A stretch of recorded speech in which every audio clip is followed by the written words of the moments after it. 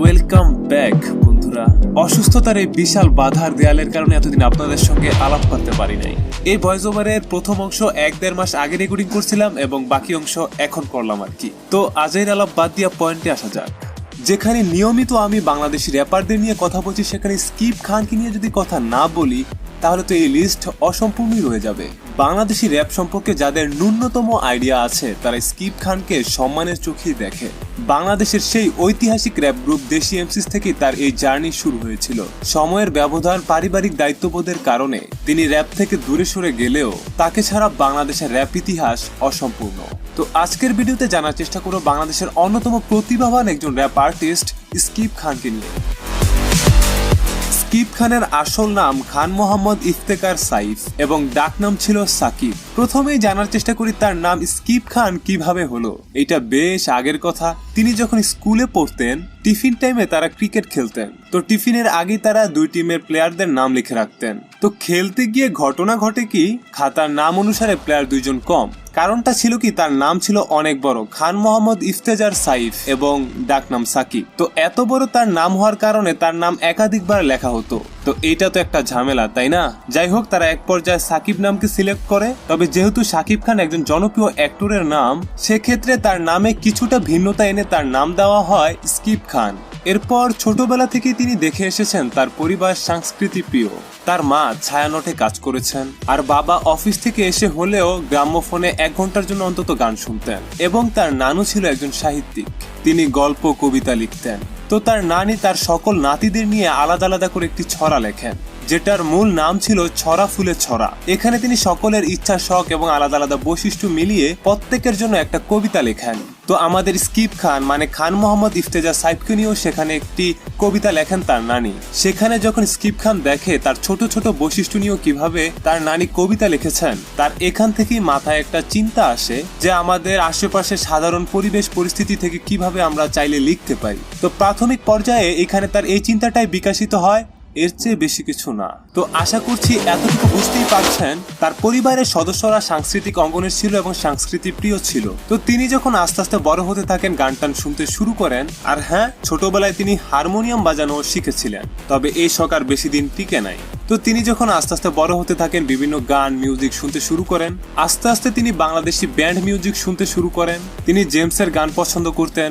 এরপর তিনি আস্তে আস্তে কিছু ইংলিশ ব্যান্ডেরও গান শুনতে শুরু করেন, যেমন লিঙ্কিন পার্ক। তো এরপর তিনি আস্তে আস্তে ইংলিশ র্যাপ গানগুলো শুনতে শুরু করেন, যেমন টুপ্যাক, এমিনেম ইত্যাদি ইত্যাদি। তো র্যাপ গান জিনিসটা তাকে ভালোই আকৃষ্ট করে। তো ওই সময়টাই থেকে কিন্তু স্কিপ খান, এমসি শেখ, এক্সপ্লোজিভ একত্রেই ছিলেন। তারা ভাই ব্রাদার, বন্ধু বান্ধব ছিলেন আর কি। তো ওই বয়স থেকে বা ওই সময় থেকেই, যখন তাদের ধরেন 12 থেকে 15 বছর বয়স, তারা একত্রেই ছিলেন বন্ধু বান্ধব মানুষ আর কি। এমসি শেখ, এক্সপ্লোজিভ, স্কিপ খান এবং শেষে এমসি মার্কস। তারা আজিমপুর, কলোনি, পুকুরপাড়া, সেনা রাইফেল স্কোয়াডে ঘুরতেন, বসতেন, আড্ডা মারতেন, এই আর কি। তারা টুপ্যাক, এমিনেম, ডক্টর ড্রে আরো ওই সময় যে সমস্ত আর্টিস্ট ছিল, বুঝতেই পারছেন, তাদের সিডি কিনতো এবং ভাগ ভাগ করে শুনতো। কারণ তখন তাদের বয়সটা কম ছিল, তাদের হাতে ওইরকম টাকা পয়সা ছিল না। তো তারা তখন র্যাপটাকে খুব ভালোবাসা ফেলে, ইংলিশ র্যাপ গান শুনতে থাকে। কিন্তু বাংলা তখন তার র্যাপ গান ছিল না। ওই সময়টায় হাতে গোনা কয়েকজন র্যাপ আর্টিস্ট ছিল যারা আমেরিকায় থাকতো, টুকটাক বাংলায় র্যাপ করতো আর কি। তো যাই হোক, তারা র্যাপটাকে ভালোবাসে এবং নিজেরাও কিছু করার চেষ্টা করে। তাদের র্যাপটা শুরু হয় নাকি একটা ওয়েবসাইটের মাধ্যমে, যেখানে তারা বাহিরের আর্টিস্টদের সঙ্গে টাইপিং এর মাধ্যমে একটা র্যাপ ব্যাটেল করতো আর কি। তো সেখান থেকে বলা যায় তাদের লিরিক্সের একটা বিকাশ ঘটে। তো যাই হোক, তারা এই জিনিসের প্রতি আস্তে আস্তে চর্চা বাড়াতে শুরু করে। ততদিনে তাদের সঙ্গী হয়ে যায় এমসি মার্কসও। তো দেশি এমসি যখন তাদের প্রথম ধাপের গানগুলো বানায়, তো তারা এই গানগুলো নিয়ে খালেদ নামে একজনের সঙ্গে কথাবার্তা বলে, যে ছিলেন হয়তোবা জি সিরিজের কোনো একটা দায়িত্ব। তো তাকে তাদের গানগুলো শোনায়। তো তিনি তখন ওদেরকে বলে, দেখো, তোমাদের এখানে অনেক কিছু বাজে শব্দ আছে এবং এর আগে বাংলাদেশে এইরকম কিছু প্রকাশ পায় নাই, এই জিনিস বাংলাদেশের মানুষ নিতে পারবে না। তখন তিনি আরো বলেন, এখানে কিছু পরিবর্তন করলে হয়তোবা সম্ভব। তো তখন তারা একেবারেই না করে দেয়। তো এখানে ভাবার বিষয় ছিল আসলে তারা যদি ওই সময়টায় জি সিরিজের মতো ডিস্ট্রিবিউটর পেত, তাহলে এটা অনেক বড় বিষয় ছিল, বুঝতেই পারছেন, এটা অনেক মানুষের কাছে পৌঁছে যাইতো আর কি। তো যাই হোক, এখানে তারা অনেকটাই হতাশ হয়ে যায়। তো আর কি, জি সিরিজের সঙ্গে তো বাদ। তখন তারা নাম নাই নামক একটি ছোট ডিস্ট্রিবিউটরের সঙ্গে চুক্তিবদ্ধ হন তাদের ফার্স্ট অ্যালবাম নিয়ে। তো এই অ্যালবামটা মুক্তি পাওয়ার পর বাকিটা আশা করি আপনারা ভালোভাবেই জানেন। বাংলাদেশের মানুষ প্রথমবার এইরকম কোনো অ্যালবাম, এইরকম কোনো গান দেখতে পায় যেখানে ছিল এত বিষয়বস্তু, অ্যাগ্রেসিভ কথাবার্তা, যেন এই গান, এই অ্যালবাম বাংলাদেশের মানুষের চিন্তায় বদলে দিয়েছে। গান এইরকমও হতে পারে। বাংলাদেশের বেশিরভাগ মানুষ এই অ্যালবামের মাধ্যমে জানতে পারে র‍্যাপ গান নামকও কিছু আছে। মিউজিক শুধুমাত্র প্রেম ভালোবাসার হয় না, এর বাহিরেও অনেক কিছু আছে। তখন এই অ্যালবাম হাজারো যুবকের মাঝে নিত্য নতুন স্বপ্নের জন্ম দেয়। আর দেশি এমসিজি ছিল বাংলাদেশের প্রথম কোনো র‍্যাপ ব্যান্ড। তো 2006 সালের দিকে তাদের প্রথম অ্যালবাম মুক্তি পায়, যেটার নাম ছিল ব্যান্ড। এই অ্যালবামটিতে 14টি গান ছিল। বাপরে বাপ, Banglish gangster, new age, reading dead, ঢাকাইয়া গ্যাংস্টার, এভরি টাইম, কনফিডেন্স, বিষাক্ত ভূমি, বোমা হামলা, ইংলাদেশি, আজব পেঁচাল, দেশি এমসিস, পার্টি টাইম এবং বাংলা হিপ হপ। এরপর 2008 সালের দিকে ব্যান্ড ভার্সন 2.0 আসে, যেটি ছিল তাদের দ্বিতীয় অ্যালবাম। এই অ্যালবামটিতে ছিল 12টি গান, বাংলা হিপ হপ, বাপরে বাপ, টাকা, ঢাকাইয়া গ্যাংস্টার, কোপা শামসু, দেশি এমসিস অ্যান্থাম, বাংলিশ গ্যাংস্টার, ইংলাদেশি, আজব পেঁচাল, নিউ এজ, গ্যাঞ্জাম এবং বোমা হামলা। আর হ্যাঁ, আগের দু একটা গান এই অ্যালবামে একটু আপডেট করা হয়েছে। তো এই ভিডিওতে আমি আর দেশি এমসিসকে নিয়ে আলাদা করে বেশি কিছু বলবো না, কেননা দেশি এমসিস আলাদা করে একটা ভিডিও ডিজার্ভ করে। তো যাই হোক, স্কিপ খানকে আমরা যখনই দেখেছি, শুনেছি, গান নর্মাল হোক কিংবা অ্যাগ্রেসিভ হোক, তিনি তার গানে সবসময় ব্যবহার করেছেন সাবলীল শব্দ, ভদ্র ভাষা এবং শুদ্ধ বাংলার ব্যবহার। এই ভিডিওতে এতটুকুই বলতে চাই, সিডির যুগের খেলোয়াড় ছিল দেশি এমসিস। তখন ছিল না এখনকার মতো ইউটিউব, ফেসবুক এবং অন্যান্য সোশ্যাল মিডিয়ার এইরকম সুবিধা। সো বাংলাদেশের প্রথম কোন র‍্যাপ গ্রুপ দেশি এমসিস, এবং তাদেরকে রেসপেক্ট দিয়েই কথা বলতে হবে। তো পরবর্তীতে স্কিপ খান একটা ভালো এবং বড় প্রজেক্টে কাজ করার সুযোগ পায়। আপনারা বাপু রাম সাপুরে গানটা তো শুনছেন। এই গান শুধুমাত্র বাংলাদেশের নির্দিষ্ট র‍্যাপ শ্রোতাদের মধ্যে সীমাবদ্ধ থাকেনি, বাংলাদেশ এবং কলকাতায় বেশ জনপ্রিয় হয়েছিল এই গানটি। তবে ইন্টারেস্টিং বিষয় হচ্ছে, এই গানটিতে ছিল স্কিপ খান। বলা যেতে পারে এইটা ছিল বাংলাদেশের প্রথম কোনো কমার্শিয়াল গান যেখানে এত সুন্দরভাবে র‍্যাপ গানের ফিউশন ঘটানো হয়েছিল। তো এই গানটির ব্যাপারে একটি ইন্টারভিউতে স্কিপ খান বলেন, ওই সময়টায় তিনি টেলিকম কোম্পানির রেডিও কমার্শিয়াল করতেন। এর ফলশ্রুতিতে একদিন ফুয়াদ নামের একজনের সঙ্গে তার দেখা সাক্ষাৎ বা পরিচয় হয়। আর ফুয়াদ, যিনি হচ্ছে গ্রামীণ ফোনের জন্য বিজ্ঞাপন বানাতেন আর কি। তো যাই হোক, স্কিপ খান যখন ফুয়াদ ভাইয়ের সঙ্গে পরিচয় হন, তিনি অনেকটাই অবাক হন এবং বলেন, তুমি র‍্যাপ করো? আমি বেশ কয়েকজন বাঙালি র্যাপারদের চিনি, তবে তারা দেশের বাইরে থাকে। তো তখন স্কিপ খান বলে, না, আমি এখানেই থাকি, আমাদের এখানেই অ্যালবাম ট্যালবাম আছে এই আর কি। তো এইসবের মাঝেই ফুয়াদ ভাই স্কিপ খানের নাম্বারটা রেখে দেয়। তো প্রায় 2008 সালের দিকে স্কিপ খান তখন ইউনিভার্সিটিতে পড়ে। একদিন রাত 11টা থেকে 12টার মাঝে ফুয়াদ ভাই তাকে কল দেয়। ফুয়াদ ভাই বলেন, একটা বিট আছে, এটাতে আমরা কাজ করব, ঈদে একটা মেগা রিলিজ আসতে পারে। তো স্কিপ খান ফোনে ফোনে এই বিটটা শোনে। তো তখন তো আর এখনকার মতো ইন্টারনেটের এই সুফল ছিল না, তিনি কলের মাধ্যমে বিটটাকে রেকর্ড করে এবং ফুয়াদ ভাই স্কিপ খানকে বুঝিয়ে দেয় গানের থিম এবং কিভাবে কি করতে হবে। স্কিপ খান রাতের মধ্যে লিরিক্স লেখে এবং পরের দিন ফুয়াদ ভাইয়ের বাসায় গিয়ে নাকি রেকর্ড দেয়। তো এইভাবে এই প্রজেক্টটিতে স্কিপ খান মিলার সঙ্গে কাজ করার সুযোগ পান। আর এই গানটা কতটা হিট হয়েছে আশা করি আপনারা জানেন। তো এই কাজটা স্কিপ খান যেভাবে পেলো বা যেভাবে কাজটা করলো, এই ঘটনাটা বা ইনসিডেন্সটা আমার কাছে খুবই ইন্টারেস্টিং মনে হয়েছে, তাই ভিডিওতে অ্যাড করে দিলাম। অবশ্যই কমেন্ট বক্সে জানাবেন আপনার কাছে কেমন লাগলো ঘটনাটা। তো এরই মাঝে স্কিপ খানের জীবন আস্তে আস্তে বদলাতে শুরু করে।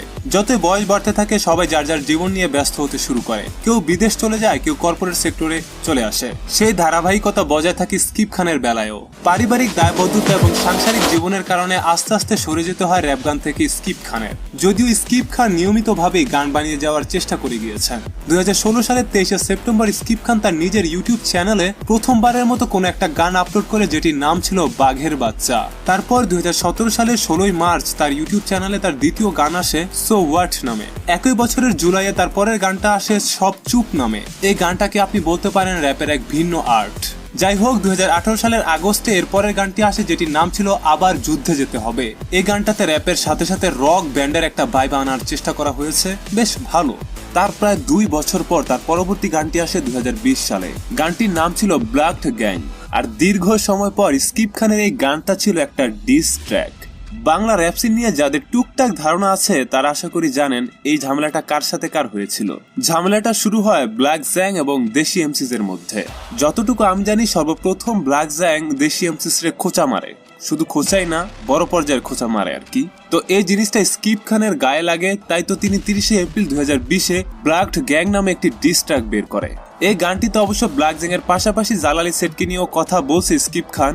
তবে আমরা জানি দেশি এমসিতে সকল সদস্যরাই জালালি সেটকে একটা ভালোবাসার দৃষ্টিকোণ থেকেই দেখে। তো যাই হোক, এই গানটার পর ব্ল্যাক জ্যাং ও বসে থাকে নাই, সেও একটা গান বানাইছে পুসি খান নামে। তো যাই হোক, পরবর্তীতে দেশি এমসিস এর অন্যান্য মেম্বাররাও ব্ল্যাক জ্যাং এর উপর অনেকটা ক্ষোভ প্রকাশ করছে। তো একই বছর স্কিপ খানের এর পরবর্তী গানটি আসে কেন এই পথ নিলে। গানটা স্টোরি টেলিং ধর্মী একটা র্যাপ গান। এই গানের মিউজিক ভিডিওটা নিয়েও প্রশংসা করতে হয় এবং গল্পটা নিয়েও প্রশংসা করতে হয়।